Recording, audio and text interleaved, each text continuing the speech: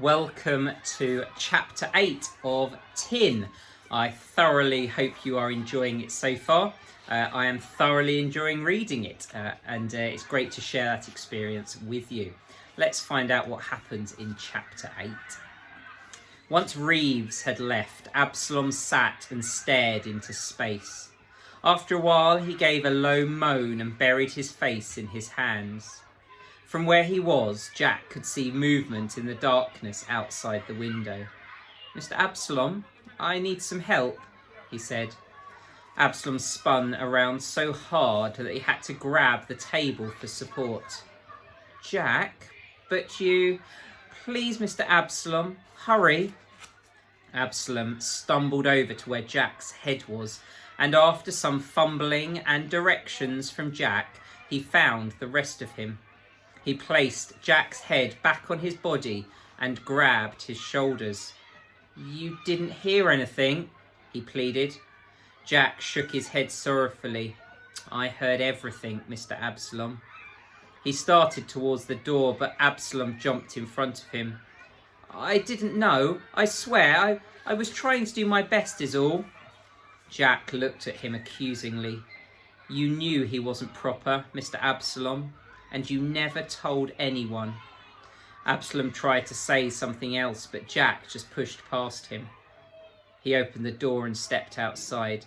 The glare from the van's headlights temporarily blinded him, and he held his arm up to his eyes.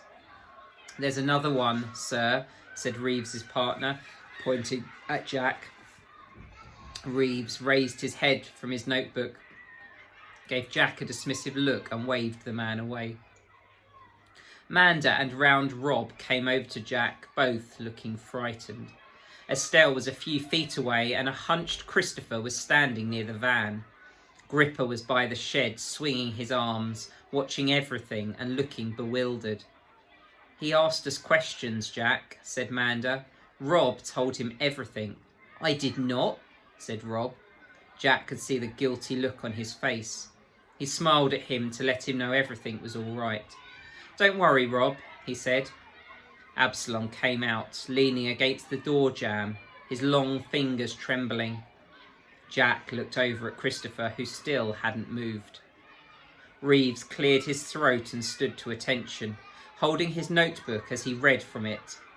"Mr. Gregory Absalom, by the powers vested in me by His Majesty's government, I now sentence you for the crime of operating without an engineering licence, and also for the particularly heinous crime of conferring sentience upon a mechanical unit which conformed to the accepted dimensions of an adult human being. I hereby compel you to hand over and or dispose of all your assets within 30 days from this date, or face the full rigours of the law. You are also banned from the construction of any mechanical device for the rest of your life. Failure to comply with this order will see you consigned to one of His Majesty's prisons for a period of not less than 15 years. You will consent and comply with this order immediately." Reeves nodded at his companion, who stepped forward and nailed a sheet of paper onto the door of Absalom's shed. Satisfied with this, Reeves put his notebook into an inside pocket of his coat and nodded in Christopher's direction. "Mr. Dunlop, take him." For a moment, Jack refused to believe what he was hearing. Dunlop took Christopher under each armpit and started to drag him towards the van. "No!" Jack screamed. Gripper leant forward and let out a great bellow of rage. Jack started to run towards Christopher. He was dimly aware that he had sent round Robin spinning to the ground, but he didn't care. He had to get to Christopher. He had to stop them. Dunlop spotted Jack rushing towards him. He unceremoniously pushed Christopher to the ground and started to reach inside his Mac. Jack collided with him and the man pushed him back.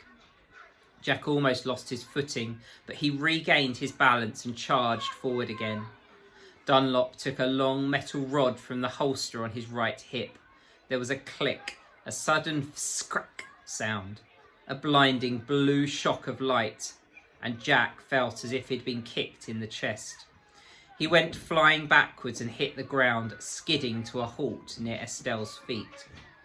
He tried to scream, but he couldn't. The words wouldn't come. Estelle's face loomed above him, and Manda threw herself at him and started shrieking, "Jack! Jack! You killed Jack!" Jack started convulsing, his limbs and head spasming wildly. He was vaguely aware of Gripper's screams of pain and rage, another shrack sound and the fizzing of blue lightning and sparks. He managed to raise his head far enough to see Dunlop forcing Gripper backwards with the rod. There was another sudden fzack, and Gripper bellowed and flapped at the air with his claws. He had no choice but to retreat. The man casually reholstered his stick and picked Christopher off the ground. Jack watched as Christopher was dragged across the yard towards the back of his van. His friend's eyes looked hollow and lost until he blinked, and it was as if a switch had suddenly been flicked. He started screaming. He tried to break free of Dunlop's grip, but the man was too strong. Christopher was kicking and screaming, trying to gain purchase with his heels and failing. And in the midst of it all stood Reeves, quiet and still, his eyes dark and soulless. There was one last scream from Christopher, and then the doors of the van slammed shut on him. Jack lay on the ground, his fingers spasming in and out like crabs' pincers. Estelle held his head. She was crying. He couldn't see Absalom. It was just as well. He hated him now, and once again his head jutted forward as he tried to speak. Round Rob was tottering towards them. The two agents were opening the doors of their van. Reeves looked at them all one last time, then climbed into the passenger seat. The van drove out of the junkyard and its lights quickly faded into the distance. The only sound in the yard now was of sobbing. The next morning, Jack was tightening a nut on his left hip with a spanner when Rob and Manda entered the workshop. Gripper was standing watching him. Rob immediately realised what he was doing. "Why are you putting on a new pair of legs?" Jack didn't hear him at first. He was too busy struggling with the nut.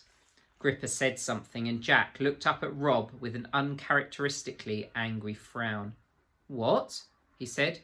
"Why are you putting on new legs?" asked an unfazed Rob. "No reason," said Jack.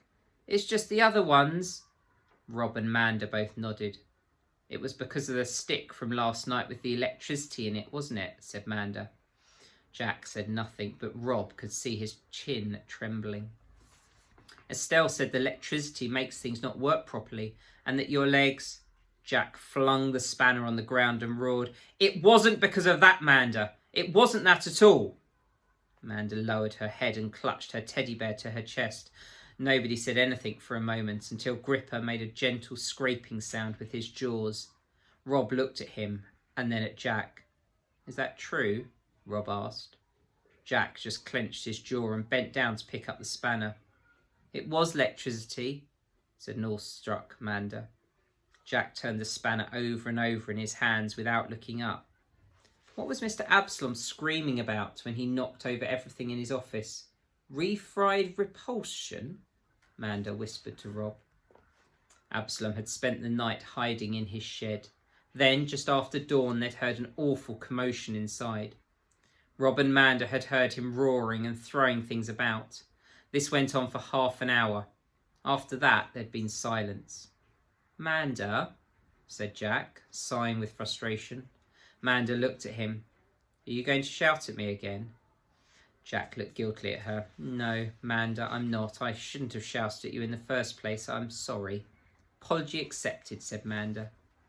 Jack's eyes were dark and pained looking, but he still managed a weak smile. Rob looked at Jack's legs.